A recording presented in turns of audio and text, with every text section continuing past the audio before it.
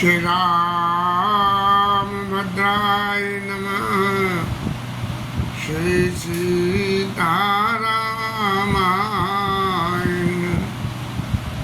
यत्र यत्र रघुनाथ कीर्तनम तत्र तत्र कृतमस्तकाञ्जलिं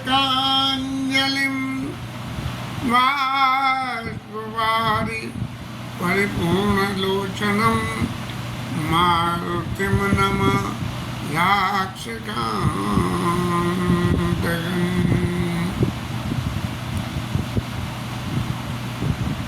भुजुंडी महाराज ने भक्ति को तो मणि की संज्ञा दी और ज्ञान को क्या दी? ज्ञान से भगवत प्राप्ति के लिए जो साधन है उन सब के लिए जितना कठिन साधन करना पड़ेगा और फिर भी वो निर्वाह हो या न हो, ज्ञान से प्राप्त करने के लिए ज्ञान को दीपक के समान कहा गया और दीपक को जलाए रखने के लिए बहुत कुछ करना पड़ता है कि कहाँ कहाँ कितनी कितनी इंद्रियों को वश में करना पड़ेगा। लेकिन यहाँ कहते हैं महाराज भुजुंडी महाराज कि ज्ञान की यदि सही परिभाषा दें, क्योंकि गरुड़ जी ने पूछा कि सो ज्ञान जो है, आपको ज्ञान की बात लोमशीषी ने कही, नहीं आदर है भगत की नहीं, भक्ति के आगे आपने उसका आदर नहीं करा ज्ञान का, जबकि ज्ञान जो है अनुपम है। ज्ञान सदा से था और सदा ही रहेगा, लेकिन भगवान की भक्ति है ये भी सदा से। अब ज्ञान भक्ति, ईश्वर जीव ज्ञान भक्ति और माया, ये पांच मिलके इस सारे संसार की सृष्टि और इस सारे संसार के क्रियाकलाप को चलाने वाली है। और इन सारी क्रियाओं को एक संग मिला के यदि कोई पार पाना चाहे तो ज्ञान की रास्ता मौजूद है और भक्ति की रास्ता मौजूद है। ये दो रास्ते मौजूद हैं। इन दो रास्तों से भगवत प्राप्ति के लिए साधन किया जा सकता है। तब ज्ञान की धार को तो उन्होंने बता दिया कि ऐसे ऐसे करना, कल कथा में काफी आ गया, वहाँ वापस तो ना जा रही, क्योंकि वहाँ जाने से तो फिर समय का अभाव हो ही जाता है। कहत कठिन समुझत कठिन साधत कठिन कलेश होई गुणाक्षर न्याय जो पुनि मृत्यु। ऐसा कह दिया कि ज्ञान की धार बड़ी कठिन है और उसे तलवार की धार के समान कह दिया कि ज्ञान पंते कमान के धारा परत खगेश। ज्ञान की जो रास्ता है वो तलवार की धार के समान है। नट तलवार की धार पे चले जाती है, हर कोई नहीं जा सकता। क्यों कि तलवार की धार पे जरा सा भी इधर से इधर, इधर से उधर से खिंचा कट जाएगा। ज्ञान को महाराज भुजुंडी ने तलवार के समान कह दिया और यदि उस ज्ञान की धार पे यदि बिना विघ्न के आप चल लिए तो आपको कैवल्य परमपद भगवान के समीप का वासा मिल जाएगा। उसके बाद आपको जन्म मृत्यु बंधन से, कर्म से, सबसे मुक्ति मिल जाएगी। अब आपको यदि जो है जीव को मुक्ति चाहिए, माने मुक्ति माने ईश्वर का सामीप्य, बिल्कुल एकदम क्लोज टू इतना जो है तो जो है अति दुर्लभ कैवल्य परम पद संत पुराण निगम आगम। ये जो कैवल्य पद है ये अत्यंत दुर्लभ है। और दुर्लभ कितना है कि इसको पाना ही बड़ा मुश्किल है। इसको पाने से पहले इतने इंतजाम करने पड़ेंगे जिनका कल वर्णन किया। लेकिन यदि ये पंथ निर्वाह हो गया तो ये श्योर और सर्टेन है कि आपको जो है कैवल्य पद मिल जाएगा। लेकिन इस कैवल्य पद को पाने के लिए महाराज जरूरी एक तरीका और, तो वो कौन सा है? इस कैवल्य पद को प्राप्त करने के लिए इतने साधन करने पड़ेंगे। लेकिन यदि राम भजत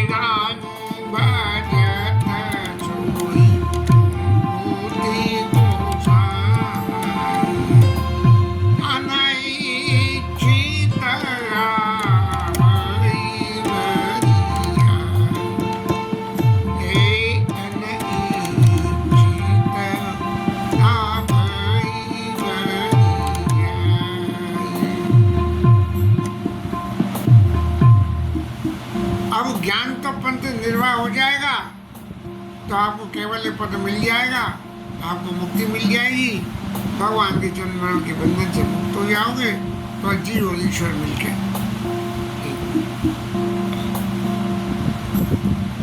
अब आपने इस ज्ञान के रास्ते को नहीं करा तो क्या करा? बोले राम जी का भजन करा। कैसे भजन करा? बोले ऐसे भजन करा लंबा हो जाएगा प्रसंग। राम जी का भजन आपने करा तो राम जी के भजन करने से मुक्ति मिल जाएगी। ये बिल्कुल जैसे ज्ञान की धार कपाड़ की धार पर चल के मुक्ति मिल जाएगी, ये श्योर सर्टेन है। ऐसे ही राम जी का भजन करने से भी मिल जाएगी। राम भजत सोई मुकुट गोसाई। और चीज़ों को जैसे पेड़ पे लगा हुआ फल है तो उसे तोड़ने के लिए प्रयास करना पड़ेगा। तो पहले तो ज्ञान की अवस्था पे चलो और चलने के बाद में जब कैवल्य पद मिलने का नंबर आवे तब प्रयास करके उसको अपने पास में रखो कि आपकी इंद्रियां जो है आपको इधर उधर ले जाने का कोई इंतजाम न करें। लेकिन यदि आप कुछ न करो, सिर्फ राम जी का भजन ही भजन करो तो आपके पास मुक्ति आवेगी, ये श्योर सर्टेन है। और अनिश्चित आवेगी बड़ी आई। आप अगर नहीं लेना चाहोगे तो भी भक्ति महारानी आपके हृदय में आके और विराजमान हो जाएगी। क्यों? कि आपने राम जी का भजन किया। अब ये आ जाएगी, इस बात की गारंटी क्या है? तो भुषुंडी महाराज कह रहे हैं कि जैसे कहीं किसी स्थान पर जल होना है तो जल से पहले जब तक वहाँ थल नहीं होगा तब तक जल वहाँ डटेगा नहीं। हवा में पानी कभी नहीं लटक सकता, पानी लटकेगा थल में ही। जिमी जल बीनो थल, जिमी थल बीनो जल रह न सकाई। और कोटि भांति को करे उपाय। कितना ही उपाय कर लो, थल नहीं होगा तो जल टिकेगा नहीं। जल है, ऊपर है, नीचे गिरेगा, नीचे है, पंप से ऊपर चला जाएगा, फिर नीचे आ जाएगा, करोड़ों उपाय कर लो, लेकिन बिना जो है ठल के जल टिकेगा नहीं। ऐसे ही महाराज जब आपने राम जी का भजन करा तो तथा मोक्ष सुख सुमुख गराई, यही न सकई हरि भगति व्याई। ऐसे ही महाराज जो मोक्ष को मिलने वाला सुख है, राम भजत सोई मुकुट गोसाई, अनिच्छिता भी बड़ी आई, जबरदस्ती आ जाएगा। और ये मोक्ष का सुख, ये कैवल्य पद का सुख बिना जो है भक्ति के रह नहीं सकता, जैसे बिना थल के पानी नहीं टिक सकता है। मान लें कोई व्यक्ति हमारे साथ है, उसका सर्वत्र समर्पण हमारे ऊपर है, लेकिन यदि हमारे वो पास नहीं है तो सब सिर्फ बाती बातों का सार है। और पास है तो जो हम चाहते हैं वो सब कुछ करना पड़ेगा। तो जिमि जल बिनु थल रह न सकाई, तथा मोक्ष सुख सुन खगराई, रह न सकती हरि भगति ब्याई। भगवान की भक्ति के बिना मोक्ष का सुख भी आपको पास रुक नहीं सकेगा। दशरथी महाराज के प्रसंग में आता है कि भगवान ने रावण को मार दिया युद्ध भूमि में।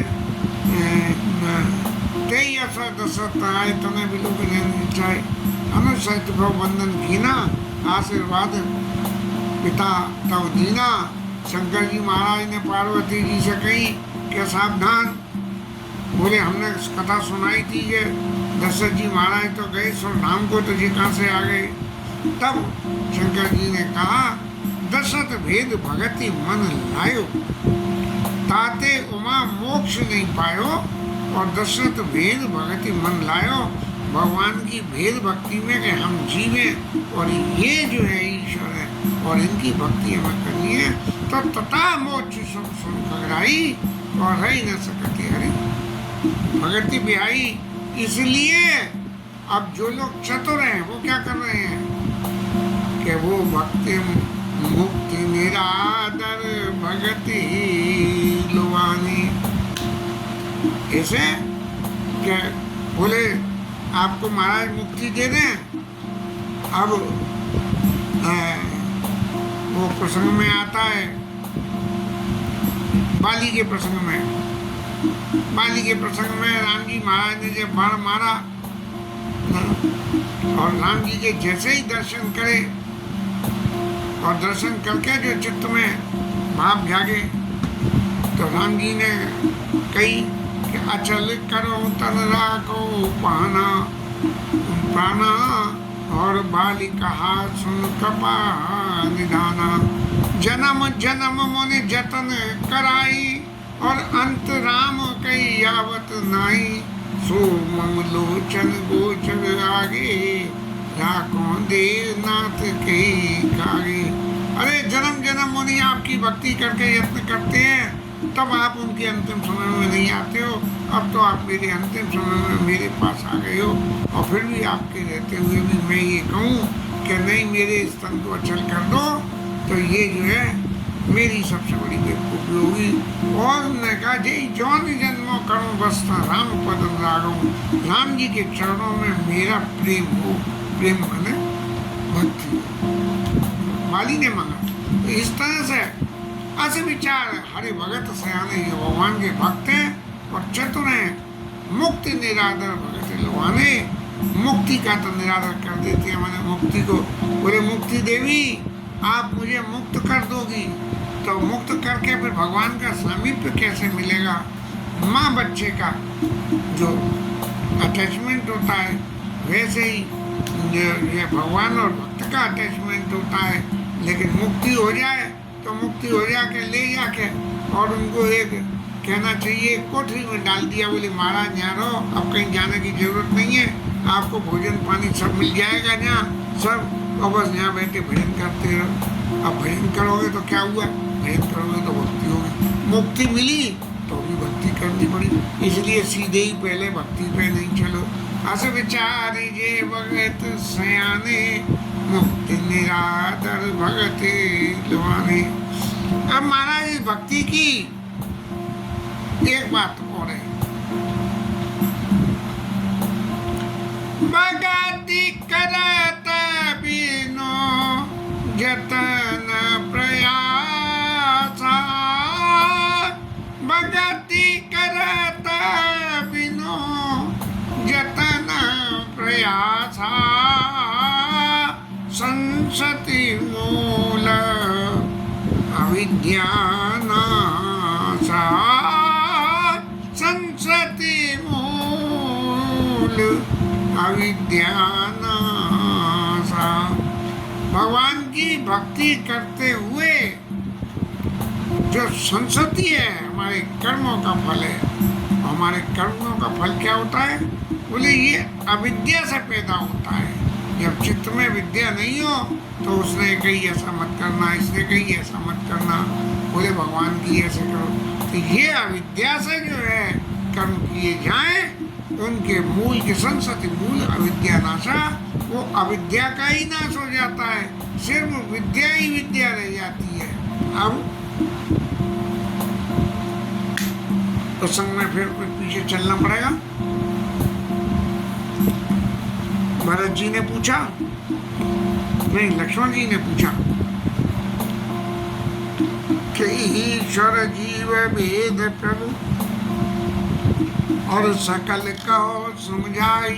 जो प्रसंग यहाँ चल ले आई, जाते होई चरण गति शोक मोह जाए, शोक और मोह चला जाए, महाराज आपके चरणों में रति हो। लक्ष्मण जी महाराज भी यही बात पूछ रहे हैं। और भगवान ने ये कहा कि भक्ति के जो है माया के दो स्वरूप हैं, एक विद्या और एक अविद्या। विद्या रहने से भगवत चरणों की प्राप्ति होती है और अविद्या रहने से कर्म प्रारब्ध के बंधन में बंध जाते हैं। तो ये जो यहाँ भुषुंडी महाराज कह रहे हैं कि संसति मूल अविद्या नाशा, ये संसति की कर्मों के फल और दोष की जो क्रिया है, इसको और मूल में जो अविद्या है उसका नाश हो जाता है। और अविद्या नाश हो गई, विद्या ही विद्या रह गई, तब विद्या का क्या है, क्या भूल गए साहब, चुप गए। विद्या का क्या है कि विद्या तो अत्यंत सुखी खाने, चौपैया नहीं आ रही, लेकिन इस विद्या का गुण क्या है, भगति करत बिनो जतन प्रयासा, संसति मूल अविद्या नाशा। बोले अविद्या का नाश होगा कैसे, ऐसे होगा, भोजन करिय तपित हित जानी, और भोजन करिय तपित हित लागी, जिमिस असन पच वे जठरागी। हम भोजन करते हैं तो भोजन के तीन गुण, तुष्टि पुष्टि और क्षुधा निवृत्ति, तीन बातें होती हैं, होनी चाहिए। तो भोजन करिए तपित हित लागी, अपने आप को तप्त करने के लिए बोले आलू का भल्ला खाना है तो आलू का भल्ला खाओ, तो खाया तो ये तृप्ति के लिए, जिमिस असन पच वे जठरागी, और फिर वो जठराग्नि में जाके और पेट में जाके और वो जाके फिर पच जाता है। कड़ा खाया यहाँ से और पेट में जाके वो पच गया। तो ऐसे ही ये भगवान की ये भक्ति करी, राम जी का भजन करा, तो भक्ति बिल्कुल ऐसे ही आके हमारे अंदर जाके बैठ जाती है। असे हरि भगति सुगम सुखदाई, ओ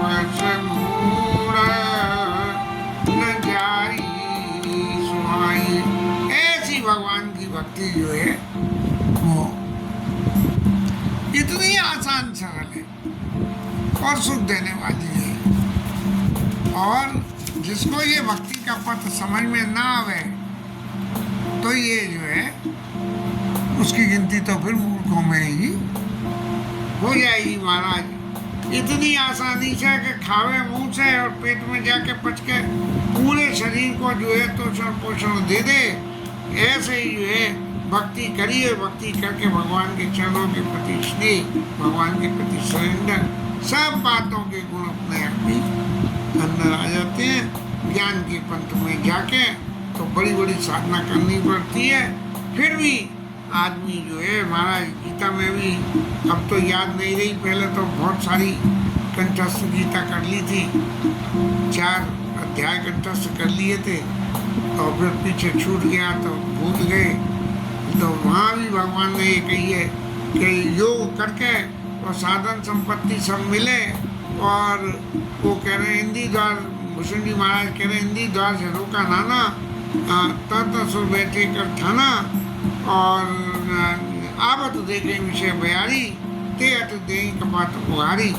तो इस तरह से जो है योग करके साधन करके जब आदमी मुकाम पर पहुंच जाए और वहाँ से जब योग भ्रष्ट हो जाए तब उसको फिर वापस संसार में आके फिर जतन करने पड़ेंगे।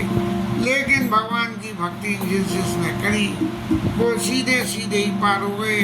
सबरी मैया को एक ही बात की ये रही कि महाराज राम राम।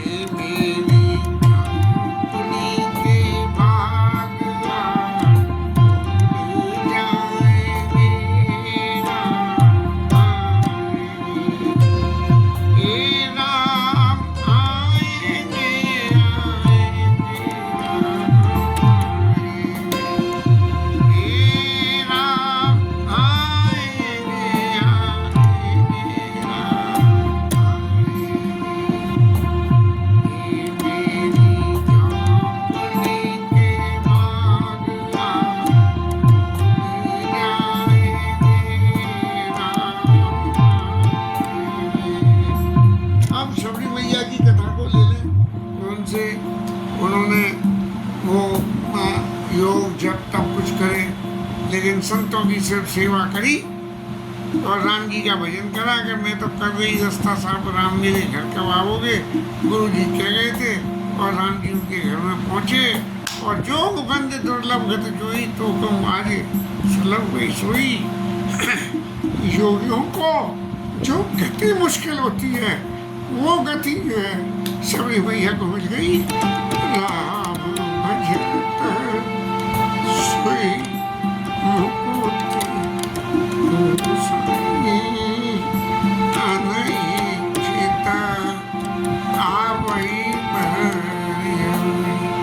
जबरदस्ती ऐसे भक्ति का करने से जो है ऐसे इस तरह से मुक्ति जो है मिल जाती है। और इस संसार सागर से पार करने के लिए सबसे ज्यादा जरूरी क्या है कि सेवक सेव्या भाव बिनु भवना भजऊ राम पद पंकज अस सिद्धांत विचार। भक्ति क्या है?